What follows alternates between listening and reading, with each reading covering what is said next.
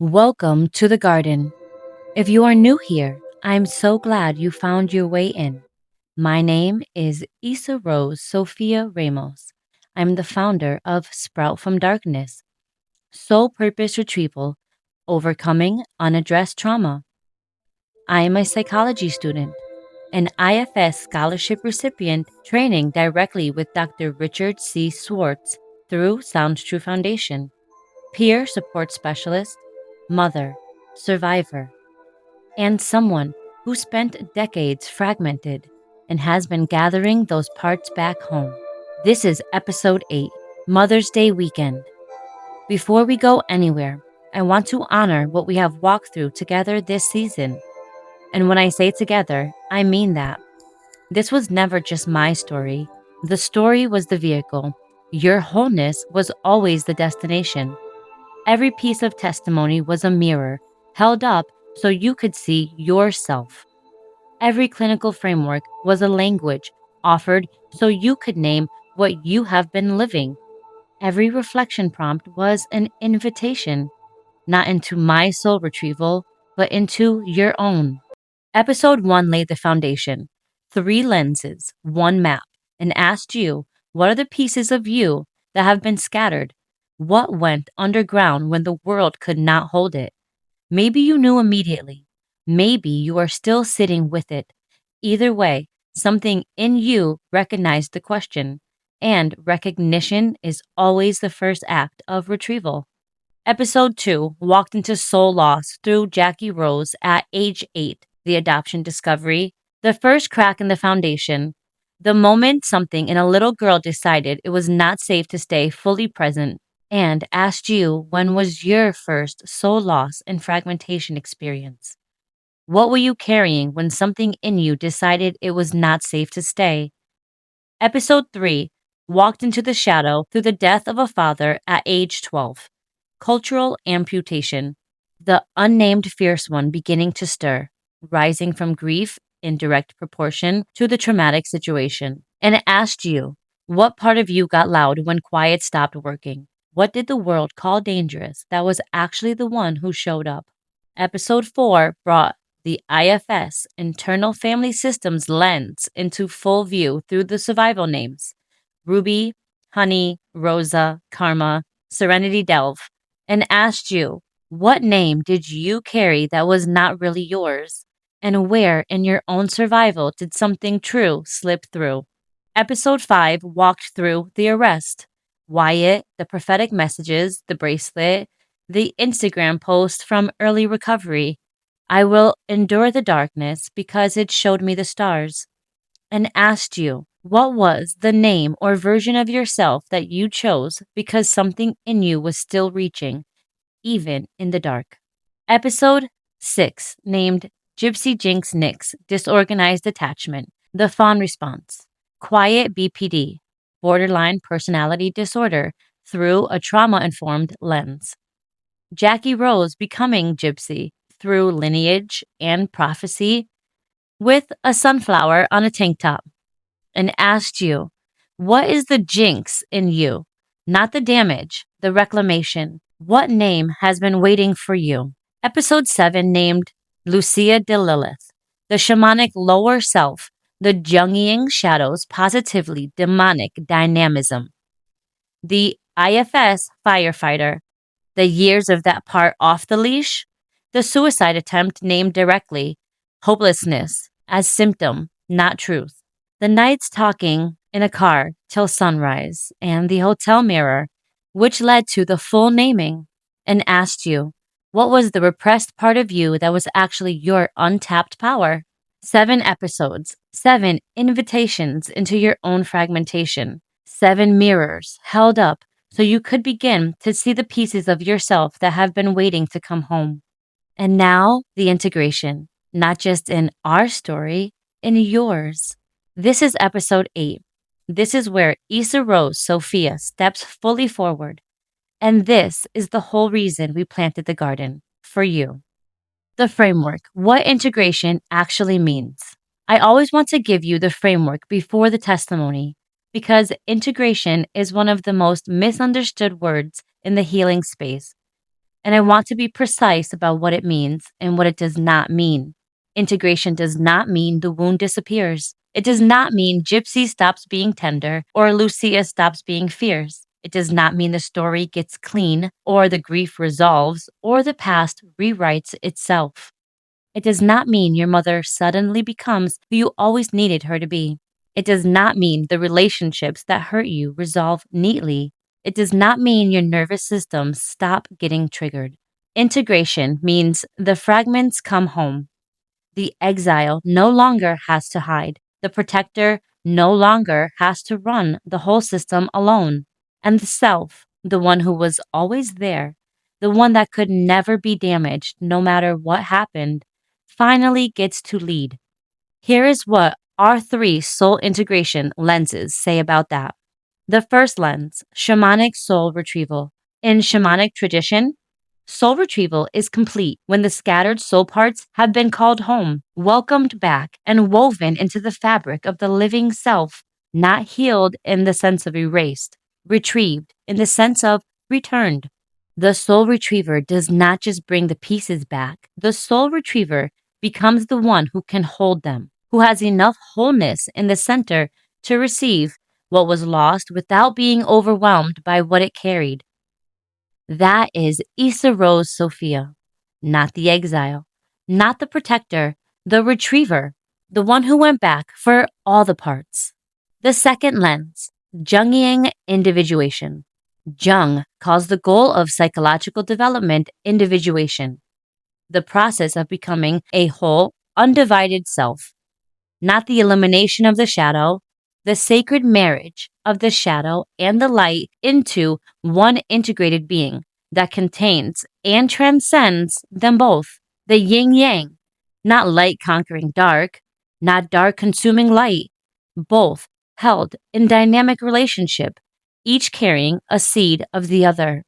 The shadow does not disappear in individuation. It becomes conscious. It becomes directed. It becomes available to the whole self as power rather than acting without awareness in the dark. That is the difference between Lucia demonized and Lucia integrated. Demonized, she runs the show from survival mode without awareness or rest. Integrated, she is present, fierce when needed, and finally able to put down the job she has been running since childhood. And our third lens, internal family systems, self-led living. Dr. Schwartz describes the goal of IFS not as the elimination of parts, but as the unburdening of them, releasing the extreme beliefs and roles they took on through trauma, and the return of self-leadership.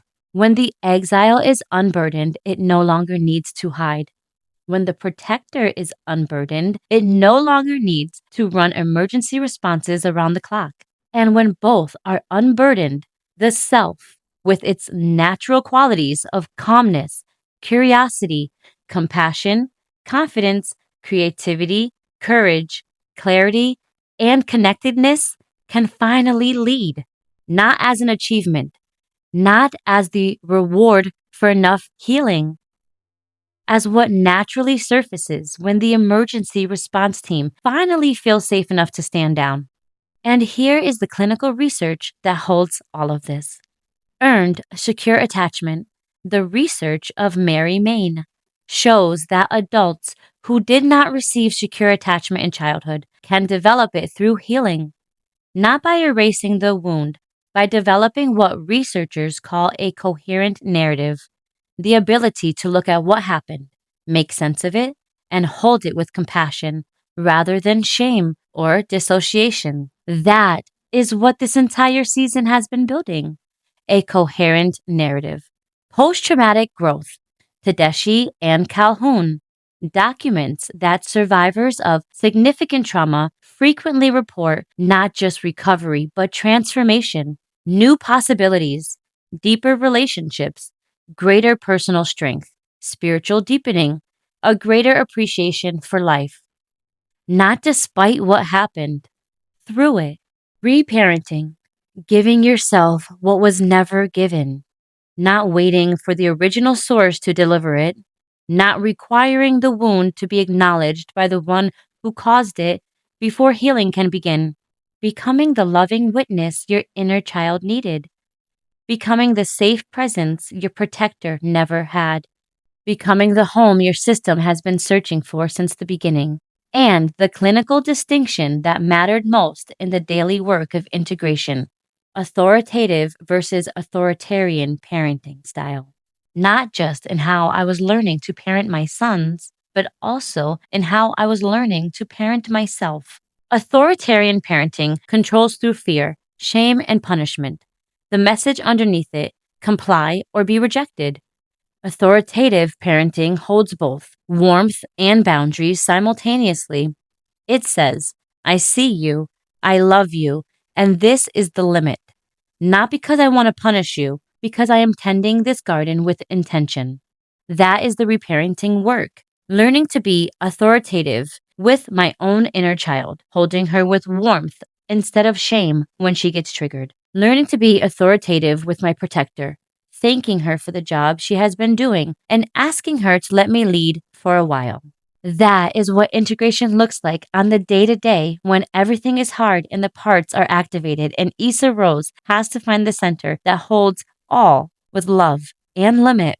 And the spirituality of IFS completes the picture: self energy as a protective shield. When you are in self, with a capital S, when the parts are open enough to allow that warm, grounded, vibrating presence to fill the system, there is no access point for the unattached burdens, the transgenerational weight, the spiritual warfare, not through ritual or aggression, through coming home to yourself. That is the integration. That is the yin yang. That is Issa Rose Sophia. Three lenses, three traditions, all arriving at the same movement. The exile called home, the protector finally resting, the self leading.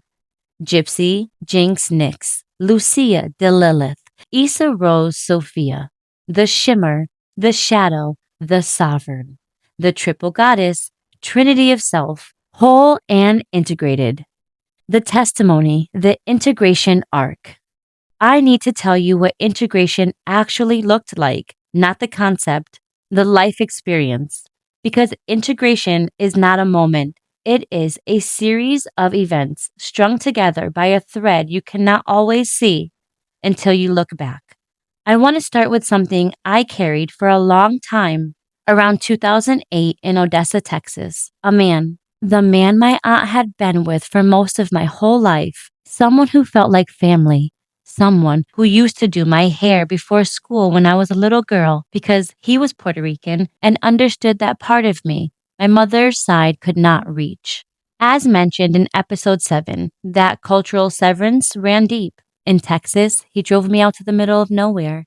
He was supposed to be helping me with something. I was so shocked and scared. I told him I would never have expected him to do this, and I turned him down.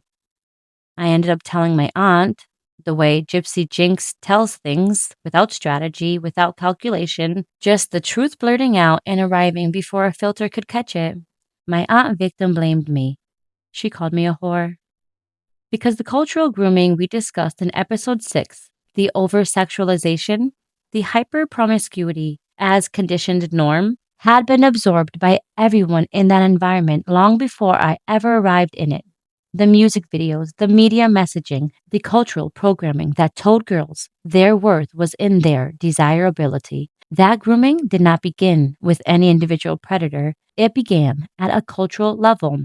She did eventually apologize. Years later, when I was working at the YWCA and addressed it with the clinical language my training was giving me.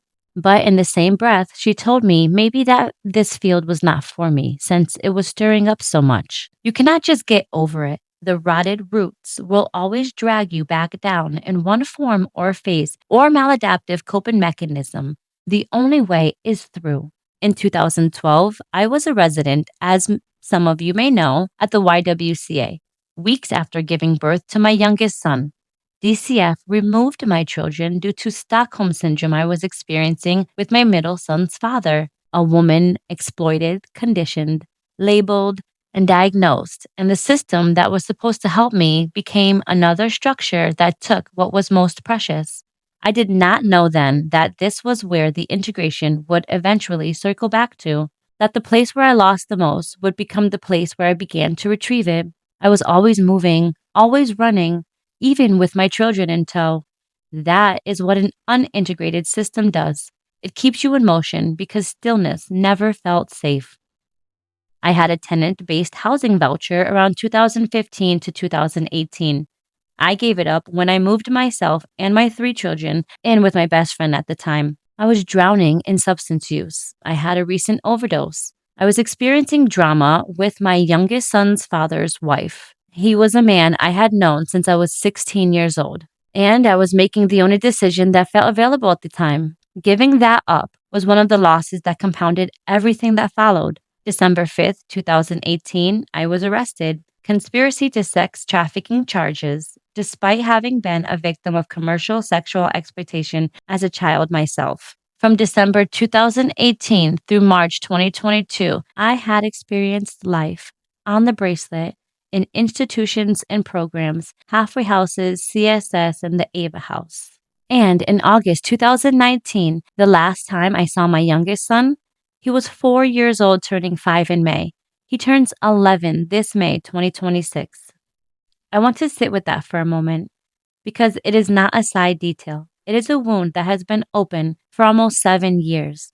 A child who was supposed to know me, a mother who was supposed to be in his life, a promise made and broken. While I was in the programs between 2019 and 2020, my mother adopted my oldest and youngest sons. It was supposed to be an open adoption. She said my youngest son would always know about me. She said she would never close that door. In 2020, while I was in Boston, she did a closed adoption.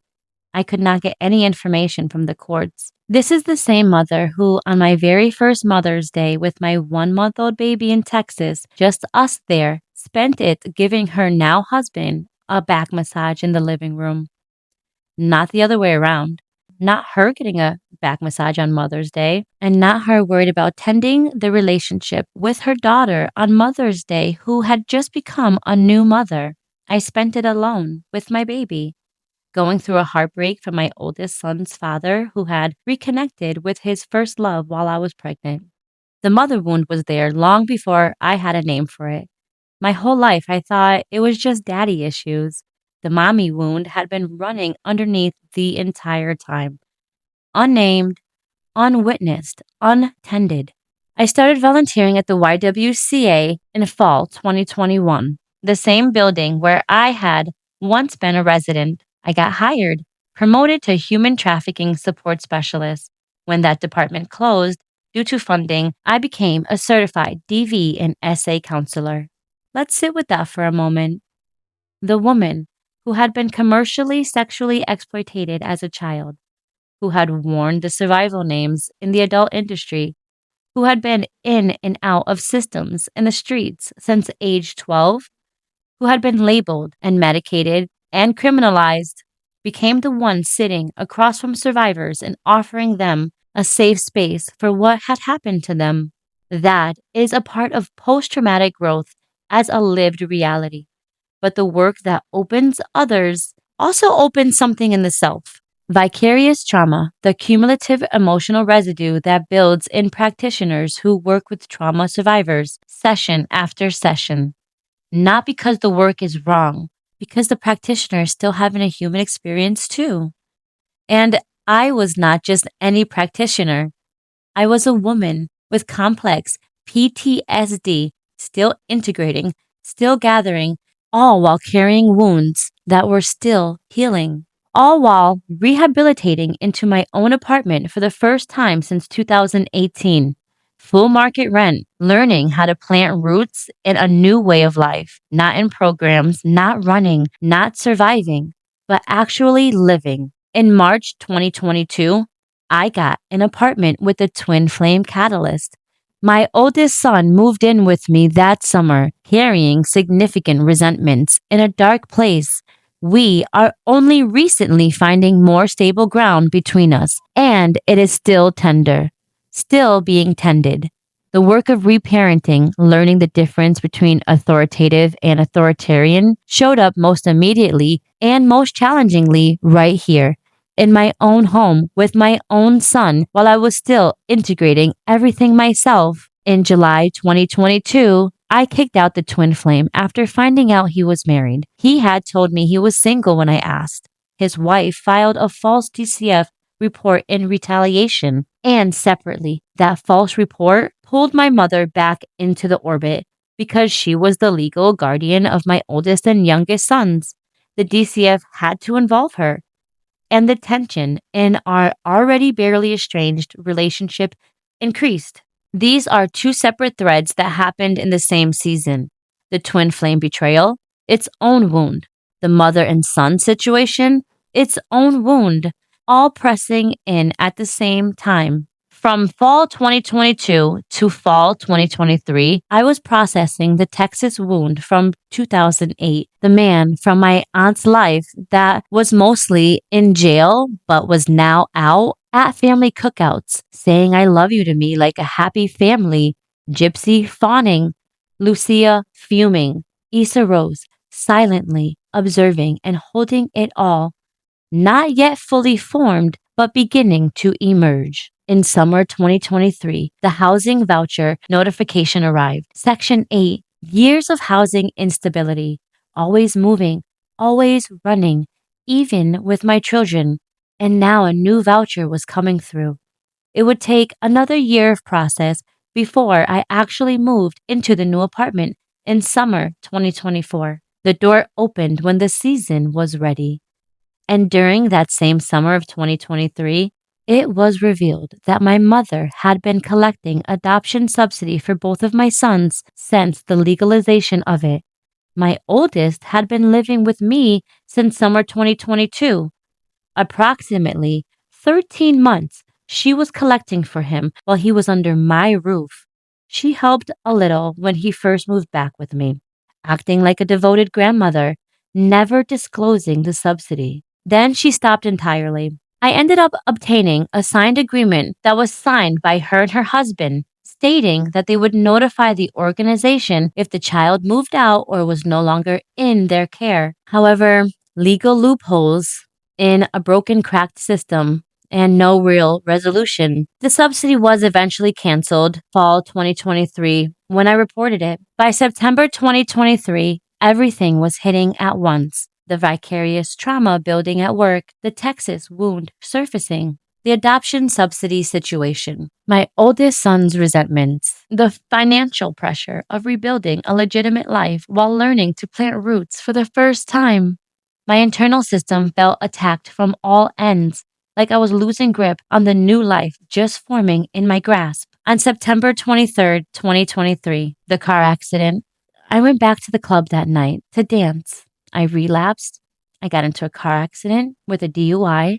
I fractured my neck and I left in a neck brace from the hospital. And I would later share a picture that I received from that night on my Instagram story highlights. But that night, the universe showed me that version of me was over. Not by punishment, by completion. That road was closed forever. From fall 2023 through early 2024, something was shifting at a level that I'm still learning to find the language for. I was watching YouTube tarot readings almost addictively, receiving downloads, listening to light language codes. I was experiencing heavy, intense ascension symptoms. My body was forced to fast. I ended up hospitalized, thinking I was having a really bad stomach bug, and they gave me fluids. I was still battling with my son and his mental health, spiritual warfare from all sides becoming undeniable, receiving messages about the twin flame catalyst being a warlock and some type of cult. Tarot readings aligning, though, with energies of people and situations, everything seeming clearer than ever before. As mentioned in episode 7, Lilith energy introduced and Duke Dantalion revealed. On March 12th, 2024, I got the Duke Dantalion tattoo. And then a moment in a Walmart parking lot. March 15th, my aunt picked me up to go to the store. On the way, I had been telling her about a song that made me think of my mom. the exile part of me reaching out for the only safe one in the family I had ever had, even though she was the same aunt who had introduced me to a different substance at 19 years old to support her own habit, unbeknownst to me at that time. And the same aunt who victim blamed me in Texas, who did eventually apologize when I addressed it during my YWCA years, but in the same breath told me that field was not for me. So, in the Walmart parking lot, I was emotional, apart reaching out for any comforting hand to land in. I got mocked instead. She scoffed. "You're crying?" she sneered. Made fun of me, the way the family had always made fun of Jackie Rose when she showed softness. And then she looked over and said, "Don't come out looking like that. You look like a dyke." I thought I had got myself presentable. I put on jeans, a new sweatshirt. I put a beanie hat over the wig I had on. I was going through extreme ascension symptoms, what I now understand as a spiritual initiation. Remember in episode 7 when I said stopping always felt like dying? In a very real way, a final huge part of me was and rebirthing, and I was doing it without a community like the shamanic traditions had to name and assist it. I did not have a soul retriever because I was destined to become one, and my team is the unseen. But she sneered at me while I was crying and called me a dyke while her and her preteen daughter giggled. That was the first time I felt it. A higher power, a force moving through me that was not mine alone. Now, energy is fluid. Receive it in whatever framework your spirit holds. But I would identify that as Mother Lilith energy that I felt that day. And the voice spoke through me and said, "I am a dyke." And I stormed out and slammed the door. She texted me from the parking lot that the car door had extensive damage. I replied, "That was the wrath of God and the holy hand of the Almighty. The damages are for my pain and suffering, for my whole life of being her poking pincushion, a grown woman, passing her mean girl mentality to her preteen daughter, the same chains I came here to break." That was the last day I spoke to my aunt. And standing in the store alone after storming out, something had permanently shifted. The initiation was accelerating. My soul knew what to do. I want to say something about rituals here because I know it immediately triggers some people's societal programming.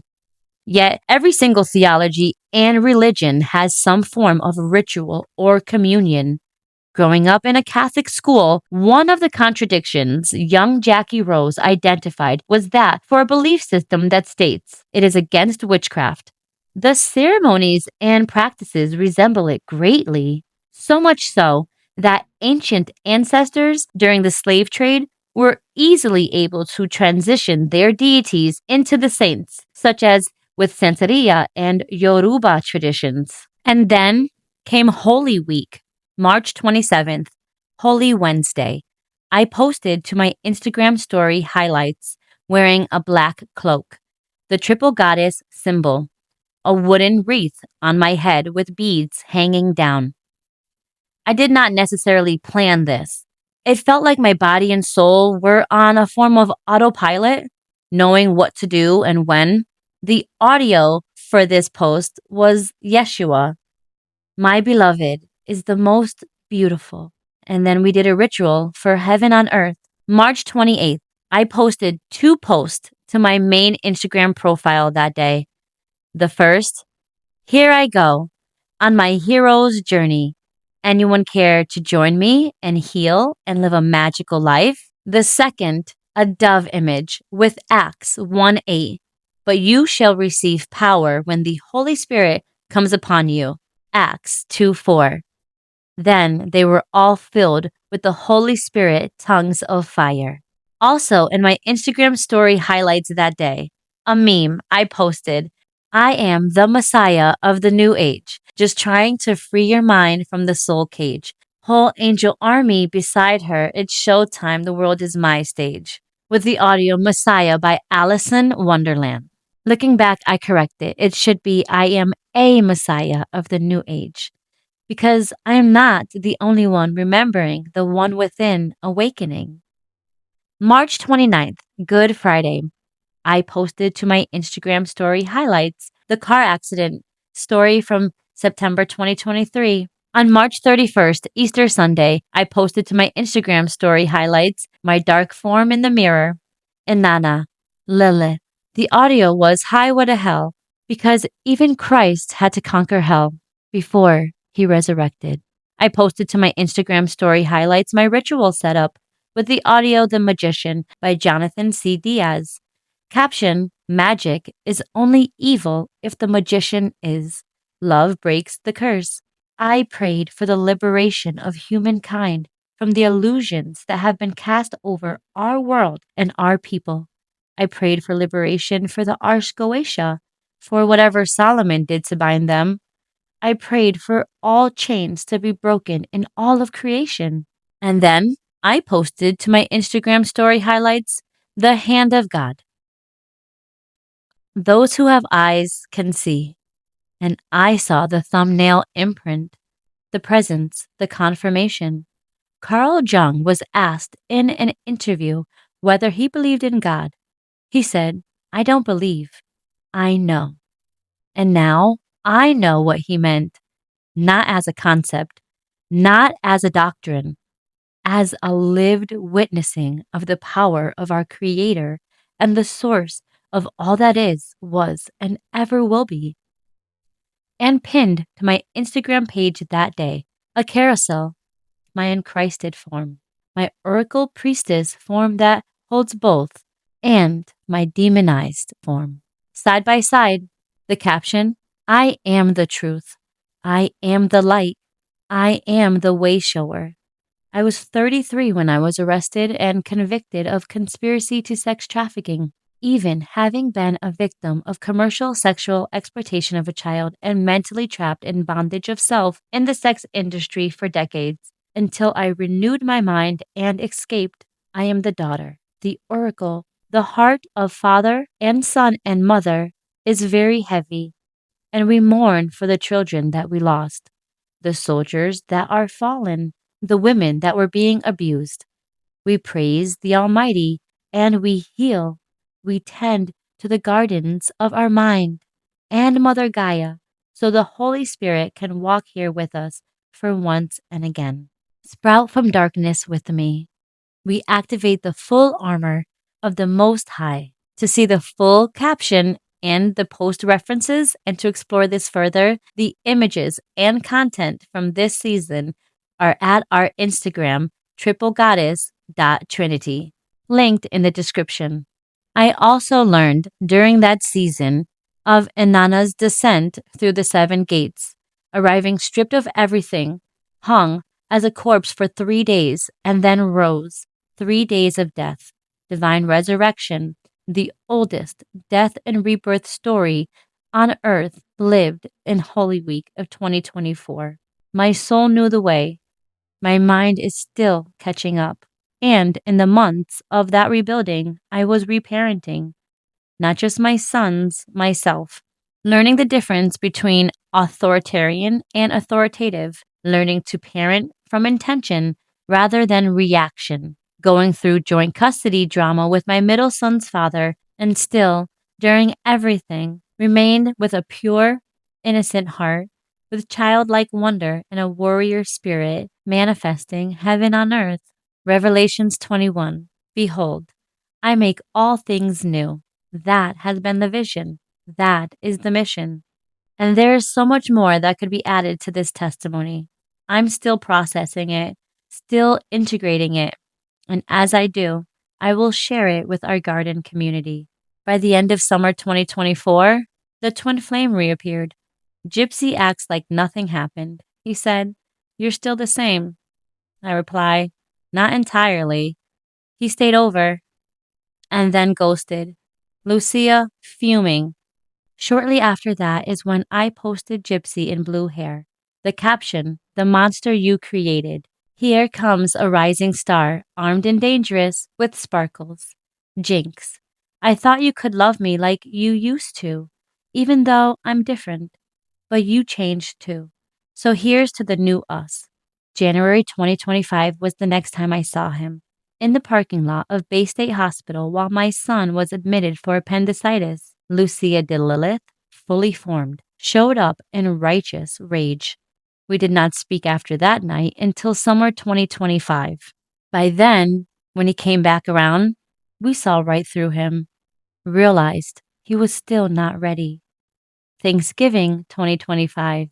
He came by again. He spent the night. Intimacy and passion, unlike anything we had felt before. He went away to visit family. Gypsy spiraled.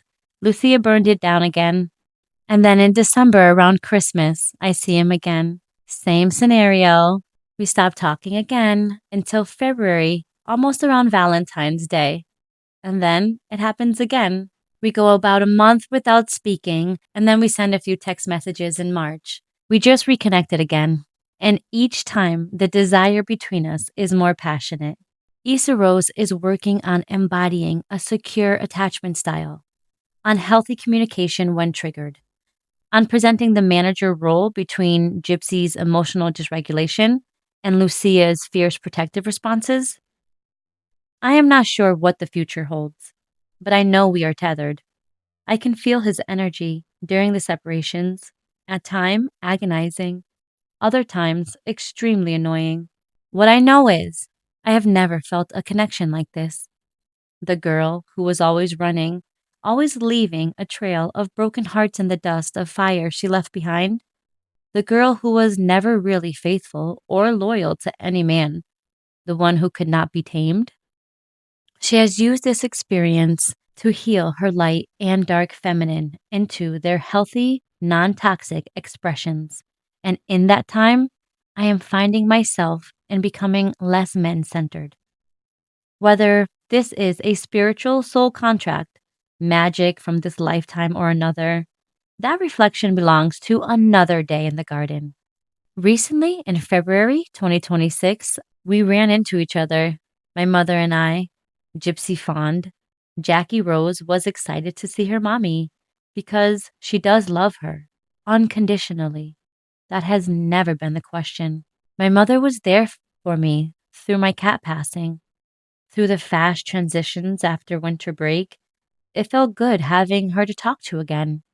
And then, on April 30th, my oldest son's birthday, I shared my spring semester grades with her, all A's and one B, and some videos of my son at dinner with the restaurant singing happy birthday to him. It was left unread until May 1st by noon, and everything from episode 6 surfaced. Gypsy triggered. Then Lucia stepped in and told my mother what was on our mind. In the middle of a work day, while she was obviously caught off guard, it was the wrong approach, wrong time, and Issa Rose knew that after the fact. In the heated emotions, I said, "You never wanted me, and it has always shown." There is a part of me that really wants to repair this relationship. But there is another part of me that remembers exactly why I have been running since I was 12. She replied, "You are not a child. I was hoping for a mature relationship." And I want to hold her response for a moment because it is the most precise illustration of what happens when a parent has never done their inner child work. She is not wrong that I am not a child, chronologically, but the inner child, Jackie Rose, is real. She is a big part of me. And when a part is activated, the nervous system does not distinguish between 1994 and 2026. I said, "We all have an inner child, and I'm sorry you cannot nurture mine because you never did it for your own.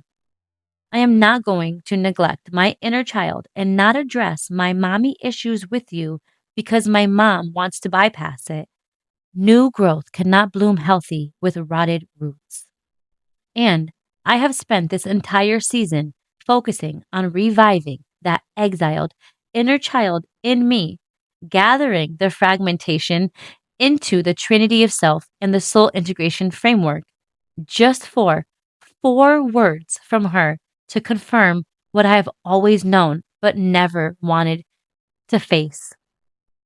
She is a narcissistic mother, not by conscious choice, not from malice, from her own unhealed wound, her own unwitnessed soul loss, her own fragmentation that was never retrieved. And my whole life, I thought it was just daddy issues. The mommy wound had been building resentments this entire time until now. And I learned in recovery, resentments are the number one offender. Yet I am grateful because I am the one in this lineage who breaks these chains. However, bringing it back to the message, she said she had not seen it, but it showed red. And Gypsy felt the familiar sting. Why does she always lie to me? She blocked me on her phone. She picked up the boys on May 2nd for my son's birthday. I gave them their space. I took a nap. I enjoyed the peace and quiet. And I had the boys relay the apology and acknowledgement of my part in that toxic, dysfunctional response. We wished each other Happy Mother's Day this year, and we will be cordial.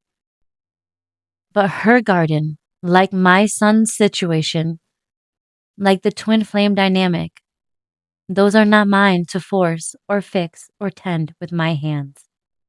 They are their own soil, their own season, their own journey toward whatever wholeness looks like for them.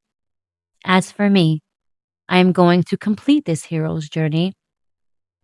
The soul retrieval shaman, the shimmering shadow oracle, the triple goddess, trinity of self, and show others the way on their own adventure from fragmentation to wholeness. During the rebirth season of 2024, the downloads, the ritual, the Holy Week initiation, so much was revealed, layers of ancient lineage and sacred cosmology that I had been living with without knowing the names for it. I learned of Inanna's descent as the origin of Easter, a 4,000-year-old Sumerian myth, the goddess of love descending to the underworld, arriving stripped of everything, hanging for 3 days and rising. The story recorded by a high priestess around 2300 BCE, thousands of years before the biblical narrative. The same themes of descent, stripping, and divine return. It was revealed to me in the middle of Holy Week, and my body was dying and rebirthing simultaneously. I also received the Christ Sophia Gnostic cosmology, the divine feminine wisdom held alongside the divine masculine, not in opposition, in sacred partnership. Sophia as the soul of the world, the one who descends into matter and rises transformed, the feminine face of the divine that the patriarchal tradition has buried, the same way Asherah was erased from the text, the same way Lilith was demonized, the same way the sacred feminine has been buried in every tradition that feared what she carried. The Rose lineage, my lineage, a mystical tradition honoring the sacred feminine, tracing back to ancient Egypt, Isis, Hathor, through the priestess schools, through Mary Magdalene, who carried what is called the blue rose, the Magdalene template of light, the teachings of the way of love, the sisterhood of the rose, a lineage of caretakers serving as the living thread of divine feminine wisdom woven through every generation. The rose represents the goddess, the great mother, the hidden mysteries of life. Venus traces a 5-petaled rose pattern in the sky every 8 years. Issa Rose Sophia Ramos. Now, let me tell you what each piece carries. Isa, the Arabic form of Jesus, derived from the Hebrew Yeshua. Yahweh is salvation, the divine name of salvation, arriving not from one tradition, but from the convergence of many. I was 33 when I was arrested, the age of Christ at the crucifixion, the number of divine completion. I did not choose the timing. Divine timing chose me. Rose.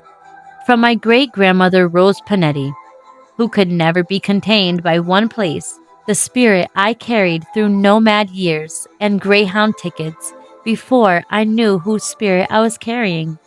And the Rose lineage, the sacred feminine thread woven through every generation to this garden right now. And Sophia, the Gnostic wisdom, the divine feminine face that holds what this world has been trying to bury for centuries. The soul of the world descending into matter and rising transformed. We write about this in the 13th Aeon storybook at Gypsy Emporium Amazon storefront. Anna Ramos, the last name of my biological father, the Puerto Rican heritage that was severed at age 12, now reclaimed, carried forward. The cultural amputation healed, not by pretending it did not happen, but by choosing to carry the name anyway. In Spanish, Ramos means bouquet. My name is a rose bouquet. Isa Rose Ramos. Sophia, the Arabic Christ. The Italian great-grandmother's wandering spirit. The Gnostic divine feminine wisdom, the Taino Puerto Rican name carried forward. All of it gathered, all of it mine. I used to Google my name and see my charges. Conspiracy to sex trafficking, a systems definition of who I was. I Google Gypsy Nix now, and she is described as an archetypal persona representing the wounded inner child, the exiled earth angel within the creative work of author and spiritual storyteller Isa Rose Sophia, featured in the 13th Aeon storybook and the 31-day Soul Spiral Journal. A misfit mystic guiding people through the spiral of emotional and spiritual remembrance, associated with Sprout from Darkness, a space for healing and spiritual reflection. I Google Isa Rose Sophia Ramos now, and I am seen surviving the storm as the 2025 Holyoke Community College Commencement Orator and National Society of Leadership and Success inductee, an author, a builder, a seed planted in the wreckage and became the sprouted bloom. From Jacqueline Rose Lumelin to Isa Rose Sophia Ramos. From charges to commencement speech, from case number to author, from fragmented to gathered. That is integration. That is the naming. And that is the third movement completed. Before I close, I want to invite you into the work directly. Everything lives at sproutfromdarkness.com. Free resources to begin. The free 7-day Soul Retrieval Journal, 7 prompts, 1 door back to yourself. Crown Your Contradictions, a free Soul Mirror Guide, also waiting. When you are ready to go deeper, the Sprouted Soul Shop, the 31-day Soul Spiral Journal, May Mental Health Awareness Special Edition, a full month rooted in the Soul Integration Framework, Trauma Recovery, Spiritual Awareness, Mythic Memoir themes. The journal is available at Gypsy Emporium Amazon storefront. The 13th Aeon storybook, The Garden That Remembers the Stars. The Garden Grows Deeper, a journaling companion for inner tending and soul strategy. The Boundaries Toolkit, From Halo to Horns, and the companion Halo to Horns Pattern Library. We also have The Innovator Within, a Soul Reflection PDF journal. All of it at sproutfromdarkness.com. All of it in the shop. All of it rooted in the same garden. Visit us in our Facebook community. Sprouted Soul Reflections, I am Isa Rose Sophia. If this season guided you on your hero's journey and soul retrieval adventure, like, subscribe, and share it. Tell someone in your circle the garden is open. the person who needs this may not know where to search for it. Someone who loves them has to put it in front of them. This episode's reflection prompt: where are you in the gathering? Not where you wish you were, not where you think you should be. Where are you actually right now in your own soul retrieval? Write it down and bring it to our community. The garden is listening. Honoring the Divine Mother. This season closes on Mother's Day, and I want to say something about that. Not sentimentally, honestly. Mother's Day is complicated for many of us, for those whose mothers could not hold them, and those who are mothering their own inner children while simultaneously mothering the children in front of them, for those who are estranged or grieving or somewhere in between. I have not yet spoken fully about the divine mothers who held me when the human ones could not. That is its own season, its own bloom. There are many divine maternal presences that showed up throughout this journey, in visions, in downloads, in the Holy Week of 2024, that have not yet been fully named publicly. Inanna, Isis, Ashira, Oshun, Hecate, Persephone, Madrina Santa Muerte, they are coming in future blooms, in the books, in the seasons still ahead. What I will say here is this: when no human mother could hold Jackie Rose, something else did. When Gypsy went underground, something held the light on for her return. When Lucia was off the leash and exhausted and at the end of what she could carry, something kept her alive. I did not have a soul retriever because I was destined to become one. And my team is the unseen.